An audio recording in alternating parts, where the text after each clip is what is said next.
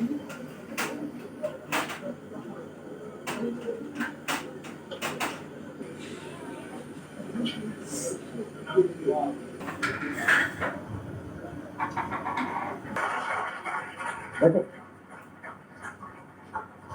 आज के इस कार्यक्रम के केंद्र बिंदु लेखक डॉक्टर ओमित रत्नू से आग्रह करता हूं कृपया अपना स्थान ग्रहण करें।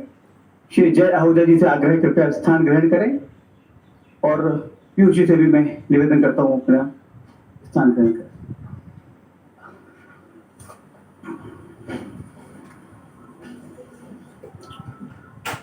नमस्कार। प्रभात प्रकाशन द्वारा आयोजित इस लोकार्पण समारोह में आप सबका हार्दिक स्वागत है। मेवाड़ के महाराणाओं के गौरवशाली इतिहास को रेखांकित करती डॉक्टर ओमित रत्नू द्वारा हिंदी एवं अंग्रेजी में लिखित पुस्तकों महाराणा सहस्त्र वर्षों का धर्म युद्ध एवं Maharana a thousand year war for धर्म का लोकार्पण यहाँ माननीय केंद्रीय एवं सहकारिता मंत्री श्री अमित शाह जी के कदमों से संपन्न होगा। मैं उनका हार्दिक स्वागत करता हूँ। हमारे मध्य में केंद्रीय जल शक्ति मंत्री माननीय श्री गजेंद्र सिंह शेखावत जी को भी रहना था, परंतु पार्टी के दायित्व के कारण वे यहाँ नहीं आ पाए। मैं मंच पर उपस्थित लेखक डॉक्टर ओमित रत्नू, श्री जय आहूजा, उनका भी स्वागत करता हूँ और इस सभागार में उपस्थित आप सब लेखक, साहित्यकार, पत्रकार, बुद्धिजीवी, समाजधर्मी एवं विभिन्न क्षेत्रों के मूर्धन्य महानुभाव आए हैं। मैं हृदय से आप सबका स्वागत करता हूँ, अभिनंदन करता हूँ और डिजिटल मीडियम के माध्यम से पूरे देश से जुड़े, विदेशों से भी जुड़े श्रोताओं और दर्शकों का भी मैं हृदय से अभिनंदन करता हूं। मीडिया के बंधुओं का भी स्वागत करता हूं। मित्रों, यह पुस्तक हमारे इतिहास को रीलाइव करने का एक क्षण है और उस पर केंद्रित एक फिल्म बनी है छोटी सी, वो आपके समक्ष यहाँ प्रस्तुत कर रहे हैं। महाराणा पर केंद्रित वृत्तचित्र।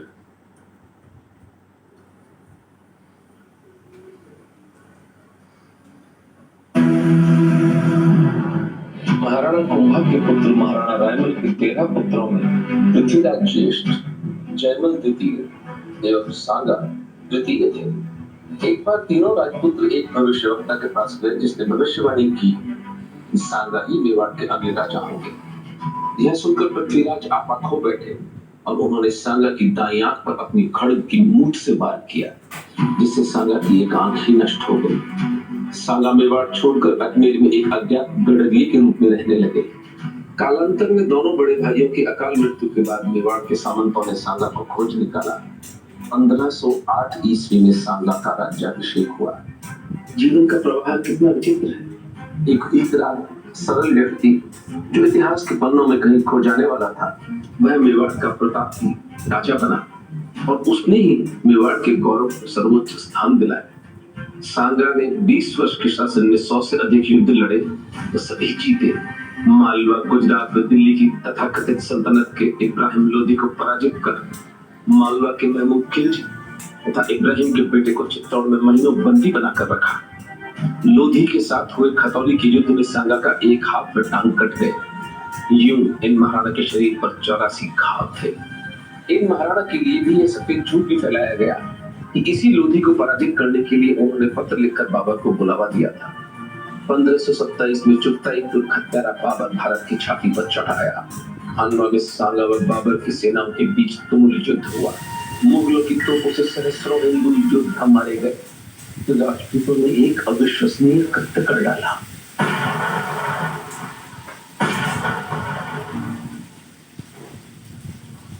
मुगलों की तोपें निष्क्रिय करने के लिए राजपूतों ने तोपों में अपने सर दे दिए। यूं अपने शरीरों के पखच्चे उड़वाकर अपने सिरों के मोल चुकाकर खानवा का युद्ध जीता गया। और इस देश के घटिया व आलसी इतिहासकारों ने खानवा को सांगा की हार बताया। 1528 में बाबर ने सांगा को विष देकर उनकी हत्या करवा दी। मृत्यु भी इन महाराणा का सामना केवल छल से ही कर सकी। सांगा की हत्या सिद्ध करती है कि हिंदुओं और मुगलों की विजय शौर्य पर नहीं, कपट के बल पर अर्जित की गई थी। सांगा का जीवन प्रबल प्रमाण है कि कोई पराजय अंतिम नहीं होती, कोई परिस्थिति अजय नहीं होती, कोई व्यवस्था स्थायी नहीं होती। पुरुष का दृढ़ निश्चय व कर्तृत्व ही निर्णायक होते हैं। तथा परिस्थिति में प्रारब्ध ऐसे पुरुष के दास बन जाते हैं। यह पुस्तक हिंदू समाज को खानवा का सत्य बताएगी और सांगा के साथ हुए अन्याय को जग जाहिर करेगी, ताकि इस बार कोई बाबर हम हिंदुओं को धोखे में न डाल पाए। हर हर महादेव। सदियों से आक्रांताओं द्वारा साधारण हिंदुओं की हत्याएं व बलात्कार अकारण नहीं थे। यह एक मनोवैज्ञानिक चाल थी, समाज में भय व्याप्त करने की। भय, जिसे उर्दू में दहशत भी कहते हैं। भय एक सम्मोहन जैसा होता है, एक ऐसा सम्मोहन जिसमें व्यक्ति समाज केवल जीवित रहने की सोचता है। इसलिए इस सम्मोहन से स्मृति का विस्मरण हो जाता है और स्मृति का नाश होने से बुद्धि का भी नाश हो जाता है। और बुद्धि नाश के बाद मनुष्य को पशु की भांति दासत्व में जकड़ा जाना अत्यंत सरल है। हिंदू समाज को खानवा का सत्य बताएगी और सांगा के साथ हुए अन्याय को जग जाहिर करेगी, ताकि इस बार कोई बाबर भांति दासत्व में जकड़ा जाना अत्यंत सरल है।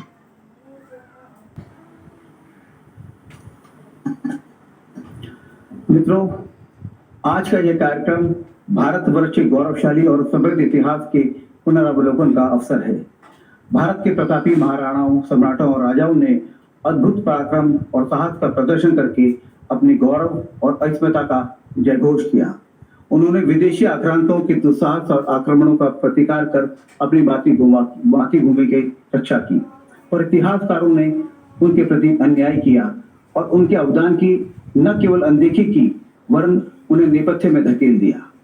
भारतीयता और सनातनता के प्रति समर्पित वरिष्ठ ENT surgeon doctor Omen Ratnu ने सिसोदिया वंश के पुण्य प्रताप को जनमानस तक पहुंचाने के लिए इतिहास का गहन अध्ययन कर महाराणा पुस्तक हिंदी व अंग्रेजी में लिखी है। उनकी लेखनी इन रणबांकुरों की लगातार अनदेखी से उपज है। उनके एक एक शब्द में वेदना है, आक्रोश है। वे भारतीय समाज को झकझोर रहे हैं कि सनातनता की रक्षा हेतु तत्पर हूँ। मैं लेख के वक्तव्य के लिए डॉक्टर ओमेन रत्नू को सादर आमंत्रित करता हूँ। आइए डॉक्टर साहब।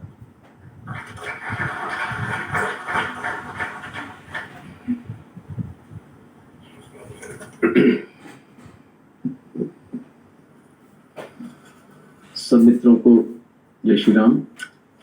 परम आदरणीय भारत के गृह मंत्री श्री अमित शाह जी, परम आदरणीय स्वामी विज्ञानानंद जी, मेरी मातृश्री आनंद कंवर जो सभा में विराजमान है, ऋचा, मेरी बहुत दिनों ने इस पुस्तक लिखने में बड़ी भागीरथ प्रयास करके मेरा साथ निभाया, जय, सुनील, पुनीत, सभी मित्र, उज्जवल, सबको बहुत बहुत आभार यहाँ आने के लिए। आप सबके पुण्यों का और आप सबके आशीर्वाद का परिणाम है कि ये पुस्तक मैं एक चिकित्सक होने के उपरांत भी लिख पाया और हिंदू समाज को दे पाया। कहते हैं कि the victor writes the history, जो जीतता है वो इतिहास लिखता है। हम वो अभागे लोग हैं जिनका इतिहास हारे हुए लोगों ने लिखा। मेवाड़ के यशस्वी महाराणाओं ने पश्चिम से आने वाले आक्रांताओं को लगातार निरंतर 1 सहस्त्र वर्षों तक पराजित किया, लेकिन चांदी के कुछ सिक्कों के लिए इस देश के तथाकथित इतिहासकारों, स्वघोषित बुद्धिजीवियों ने अपनी आत्मा का सौदा करके उस रक्त रंजित आक्रमण को भारत का इतिहास बना दिया। ये व्यभिचार इस देश के साथ हुआ तो ये एडेज अंग्रेजी का कि the victor writes the history Bharat में आकर बिल्कुल उल्टी हो गई। हारे हुए लोगों ने अपना इतिहास लिखा, चाहे फिर वो 84 घावों से खंडित एक हाथ एक पांव कटा महाराणा सांगा हो, 3 सल्तनतों से एक साथ युद्ध करके जीतने वाले महाराणा कुंभा हो, दशकों तक औरंगजेब के खिलाफ संघर्ष करने वाले वीर दुर्गादास राठौड़ हो, या इसी औरंगजेब को पराजित करने वाले महाराणा राज सिंह जी हो, सबका नाम इस कृतज्ञ राष्ट्र ने इस इतिहास से पोंछ डाला गया। ये सब हमारी आंखों के सामने हुआ गत 70 वर्षों के अंदर। और फिर हम सपना देते हैं विश्वगुरु बनने का। हम कहते हैं कि हम भारत विश्वगुरु बनेगा। ये ऐसे ही है जैसे कि कोई व्यक्ति जिसके अंदर रोगों से लड़ने की क्षमता न हो और वो कहे कि मेरा शरीर बहुत स्वस्थ है। ये बात ही बचकानी है। और बात यहां नहीं होगी, इतिहास का जो अपभ्रंश होना था वो तो हुआ, लेकिन जिन जातियों ने, जिन लोगों ने, राजपूतों ने, जाटों ने, यादवों ने, कुर्मियों ने, हमारे दलित समाज ने अपने जीवन को मिट्टी के घड़े की तरह फोड़ डाला था इन आक्रांताओं से लड़ने के लिए, हमने उनके उपहास और उनके अपमान में क्या क्या उपक्रम किए। कोई कहता है राजपूत को युद्ध जीते ही नहीं। मेवाड़ का ये घराना एक युद्ध भी नहीं हारा। इस पुस्तक में सब कुछ लिखा गया है और मेरी खुली चुनौती है, अगर कोई सिद्ध कर दे कि मेवाड़ एक युद्ध भी हारा था, लेकिन मेवाड़ घराने का नाम ही पोंछ डाला गया, तो हमारे समाज तक ये बात ही नहीं पहुंची कि हम कभी जीते भी थे। अनगिनत घावों से छिले बिने शरीर को, अपनी पत्नी, अपने बच्चों को जीवित अग्नि में देने वाले राजपूतों को अगर थोड़ा अमल का कुछ सहायता लेनी पड़ती तो हमने राजपूतों को नशेड़ी बताया। इसी समाज ने ये विचार किया। राजपूत कभी मिलकर साथ नहीं लड़े। यदि बापा रावल के जीवन के बारे में हमें पता होता कि उन्होंने किस प्रकार मालवा के नागभट्ट और गुजरात के जयभट्ट के साथ मिलकर एक हिंदू कॉन्फेडरेशन बना के अरबों को पराजित किया, तो ये बात कहने से पहले हम थोड़ा लज्जित होते। खैर, इन सब झूठों को तो इस पुस्तक में एक एक करके उघाड़ा जाएगा, लेकिन हानि हुई। हानि ये हुई कि हमारी मार्शल कम्युनिटीज, विशेषकर राजपूत, इस अपमान और इस उपहास के चलते इंट्रोवर्ट, अंतर्मुखी होकर एक लकवाग्रस्त समाज हो गए। क्या हमारा समाज ये अफोर्ड कर सकता है कि 4-5 करोड़ की जनसंख्या वाला क्षत्रिय समाज हीन भावना से ग्रस्त होकर बिल्कुल पैरालाइज पड़ा रहे? ये विषय हिंदू समाज के सोचने का है। आज के युग में प्रोपेगेंडा के बल पर बहुत से समाज अपने खोटे सिक्कों को भी चला लेते हैं। हम वो अभागे लोग हैं जो अपने खरे सोने को नहीं चला पाए। और ये प्रयास इस पुस्तक के माध्यम से मैंने किया है कि इन यशस्वी महाराणाओं के त्याग को सार्वजनिक किया जाए कि इन्होंने किस तरह अपने मस्तकों की बलि चढ़ाकर सनातन धर्म, देश व स्वतंत्रता की रक्षा की। जोसेफ गोबल्स एक नाजी जर्मनी का विचारक हुआ जिसने एक आदेश दिया कि कोई भी झूठ यदि 100 बार बोला जाए तो सत्य हो जाता है। A lie told 100 times becomes the truth. Germany ने गोबल्स को नकार दिया, लेकिन भारत में गोबल्स सही सिद्ध हुआ। ये दुर्भाग्य हमारे साथ हुआ। झूठे में आत्मा विहीन इतिहासकारों ने जो किया सो किया। 1000 वर्षों की दास्ता का झूठ हमें पिलाया गया। हमारे पुरखों के अकल्पनीय त्याग व बलिदान को विस्मृत कर दिया गया। लेकिन इसका भयानक परिणाम हुआ। इन देवतुल्य महाराणाओं के त्याग, शौर्य, करुणा, न्याय, इन जैसे प्रिंसिपल्स, इन जैसे नियमों की पराजय दिखाकर इन इतिहासकारों ने गुंडे मवालियों के द्वारा हिंसा व क्रूरता को इस समाज में स्वीकार्य बना दिया। उसका परिणाम है कि हमारा समाज आज अंधे पैर की दौड़ में सत्य और न्याय की पालना ही भूल गया है। जब तक हम अपने इतिहास को पुनर्जीवित कर इन यशस्वी महाराणाओं के कंधे पर चढ़ के जगत की ओर एक नई दृष्टि से नहीं देखते, तब तक हिंदू समाज का पुनरुत्थान लगभग असंभव है।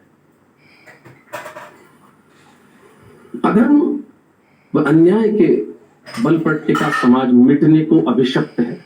वो जीवित रह ही नहीं सकता। It is contradictory. वो जीवन के नियमों के विरुद्ध है कि अन्याय के ऊपर स्थापित समाज जीवित रह सके। कृष्ण ने द्वापर में हमें अधर्म से बचाया, इन महाराणाओं ने हमें कलयुग से बचाया। कृष्ण हमारी स्मृति में रहे तो महाराणाओं का जन्म हुआ, महाराणाओं का विस्मरण हो गया, हमारे समाज की ये दुर्दशा हुई। पुनरुद्धार का मार्ग क्या है?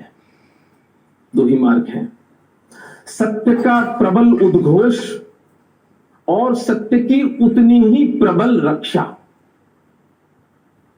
और सत्य क्या है? सत्य यह है कि 1 सहस्त्र वर्षों तक एक सिसोदिया वंश ने सतत पश्चिम से आने वाले आक्रांताओं को पराजित किया। उसके कारण आज हम स्वतंत्र हैं और अपने धर्म की पालना कर पाते हैं। मंदिरों में घंटियां बज रही हैं, सर पे तिलक धारण करते हैं, हमारी स्त्रियां स्वतंत्र घूमती, वरना हम भी उसी समाज की तरह अभिशप्त होते हैं।